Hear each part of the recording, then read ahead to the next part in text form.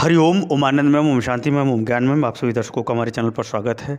आज हम लोग बीए सेकेंड सेमेस्टर के अंतर्गत कस्बा का अर्थ और उसकी विशेषता समझने का प्रयास करेंगे। कस्बा का तात्पर्य होता है गांव और शहर के बीच की कड़ी को हम क्या कहते हैं? कस्बा कहते हैं सामान्य अर्थ में।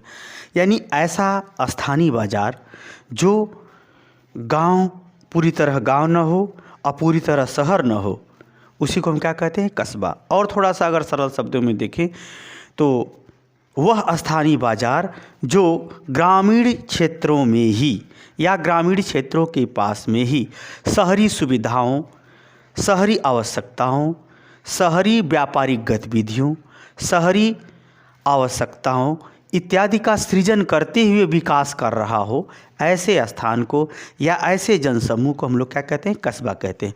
सामान्यतः अगर कस्बा की बात करें तो कस्बा वाला जो शब्द है भारत की 1961 की जनगणना में ये आता है, जिसमें सामान्यतः उन जनगणना में ये कहा गया कि लगभग 5000 से अधिक जहाँ जनसंख्या रहती हो उसे हम कस्बा कहते हैं या कस्बा के रूप में देखा जाता है।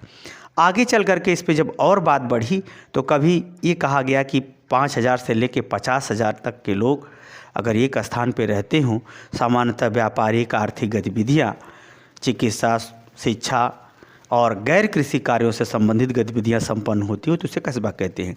फिर भी अगर इसके थोड़ा सा और आगे बढ़ें तो ये कहा गया कि नहीं, जहाँ पर ऐसा स्थान जहाँ पर 5000 से अधिक कम से कम 1 लाख तक जनसंख्या निवास करती हो और वहाँ नगर पालिका भी हो और स्थानीय नगर महापालिका के द्वारा वहाँ का जो है साफ़ सफाई, देख रेख इत्यादि किया जाता हो और वहाँ पर बाज़ार और अन्य गतिविधियाँ भी संपादित की जाती हों तो उसे हम क्या कहते हैं? कस्बा। तो आइए थोड़ा कस्बा के विषय में, जिसको हम टाउन कहते हैं, उसके विषय में थोड़ा व्यवस्थित होकर के अध्ययन हम लोग इस वीडियो में करते हैं। आइए देखते हैं।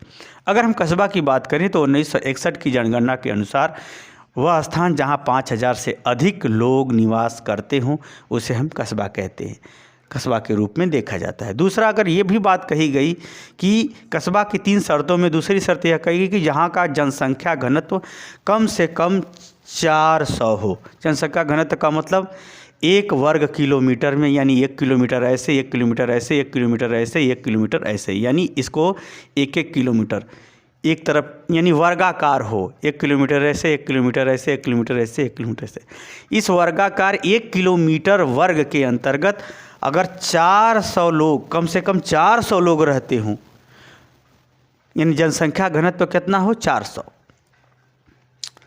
तब उसे हम कस्बा कह सकते हैं। कस्बा के लिए तीसरी शर्त ये बताई गई कि कस्बा के अंतर्गत कम से कम 75% जनसंख्या गैर कृषि कार्यों में लगी हुई हो। कैसी गैर कृषि? जैसे व्यापार है, उद्योग है या दुकान है, बाजार है, ठीक है, किसी वस्तु का निर्माण है, यानी गैर कृषि कार्यों में लगी हुई हो, तो ऐसे स्थान को हम क्या कहते हैं? कस्बा। ये 1961 की जनगणना के अनुसार निर्धारित किया गया। आगे चल कर के ये हुआ कि 5000 से कम 5000 जनसंख्या हो और अधिक से अधिक 1 लाख तक की जनसंख्या हो तो उसे हम क्या कहते हैं? कस्बा कहते हैं। जहाँ पर एक नगर महापालिका भी हो, यानी जहाँ पर साफ़ सफाई इत्यादि का विकास किया जाता हो। सबसे बड़ी बात होती है कस्बा का जो भी विकास होता है, चाहे वहाँ घर, मकान, उद्योग, धंधे जो का भी विकास होता है, वहाँ की स्थानीय जनसंख्या स्वतः ही करती है। उसके लिए सरकार की कोई नियोजित योजना नहीं होती है, ये भी ध्यान रखना है।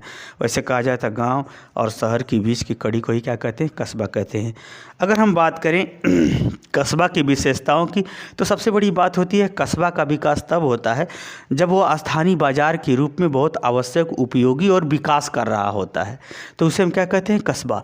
यानी वह शिक्षा के क्षेत्र में, चिकित्सा के क्षेत्र में, व्यापार के क्षेत्र में, बाजार के क्षेत्र में, सुरक्षा के क्षेत्र में, ये सब मामले में क्या हो? हर तरह से सूटेबल लगता हो, अच्छा लगता हो या योग्य हो, जिसके आधार पर वहाँ की स्थानीय जनसंख्या या स्थानीय छोटे बाजार भी उस मार्केट को धीरे धीरे विकसित कर देते हैं या उसे आगे विकास करने में सहयोग प्रदान करते हैं। तो व्यापार के दृष्टिकोण से, शिक्षा के दृष्टिकोण से, चिकित्सा के दृष्टिकोण से और सुविधाओं के दृष्टिकोण से मूलभूत आवश्यकताओं के दृष्टिकोण से उसका बहुत तेज़ी से विकास होता है, उसे हम क्या कहते हैं, कस्बा। आगे हम बात करें सांस्कृतिक मिश्रण, यानी सांस्कृतिक मिश्रण का यहाँ तात्पर्य है कि कस्बा में जो भी होते हैं वहाँ पर ग्रामीण संस्कृति और नगरीय संस्कृति दोनों का मिलन होता है। न वह पूरा गांव की तरह ही दिखता है, ना ही पूरा वह शहर की तरह दिखता है। तो यानी व्यापार के दृष्टिकोण से, खान पान रहन सहन के दृष्टिकोण से कुछ न वो पूरा गांव की तरह होता है, ना पूरी शहर की तरह होता है, यानी दोनों संस्कृतियों का यहाँ मिक्सअप होता है।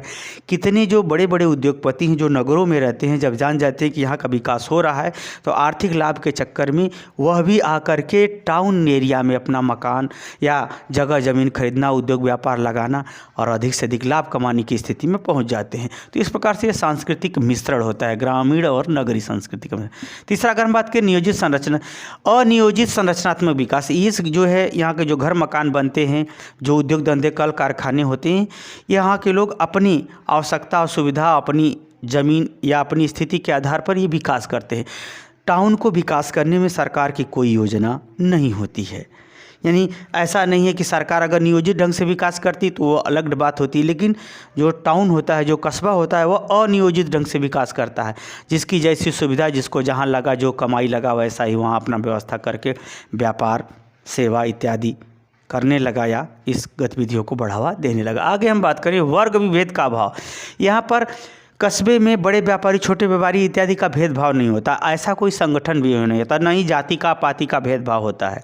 यहाँ पर आवश्यकता, विक्रय, लाभ, हानि इत्यादि अपना प्रक्रिया चलती रहती है। इसमें किसी भी प्रकार का भेदभाव या गुटबाजी नहीं होता, न व्यापारिक गतिविधियों में, न व्यापार संबंधी क्रियाओं में कोई भेदभाव नहीं होता है। लोग स्वयं से अपने गतिविधियों को या व्यापारिक क्रियाओं को या बाजार की गतिविधियों को स्वयं से वो संचालित अपने लाभ हानि, मांग पूर्ति के आधार पर करते रहते हैं। अगला हम बात करें स्थानीय बाजार एवं व्यापार।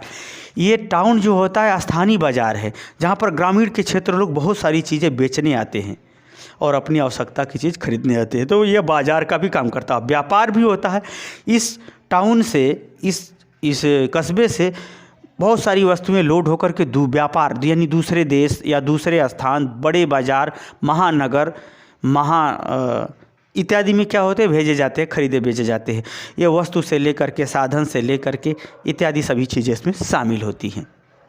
अगर हम बात करें, इसमें एक स्थानीय दबाव समूह कार्य करता है, क्योंकि कस्बे के लोग सामान्यतः जो बड़े बड़े लोग हैं, अधिकांशतः लोग उनको जानते हैं, पहचानते हैं, डायरेक्ट या इनडायरेक्ट रूप से जानते हैं, पहचानते हैं, जिसके कारण से उनको जो कुछ अपना दबदबा होता है, एक दबाव होता है, उनका एक दबाव समूह के रूप में काम करते हैं। कितने लोगों का तो टाउन पे पूरे कब्जा होता है, उनकी दबंगई चलती है, वो जो कहेंगे वही बाज़ार में चलेगा, कहेंगे बाज़ार बंद तो बाज़ार बंद, कहेंगे बाज़ार चालू तो बाज़ार चालू। तो एक प्रकार से स्थानीय दबाव समूह बड़े लोगों का या बड़े व्यापारियों का या बड़े स्थानीय समूहों का या स्थानीय समूह में राजनीतिक गतिविधियों से मिले हुए लोगों का थोड़ा दबदबा होता है, स्थानीय दबाव भी होता है।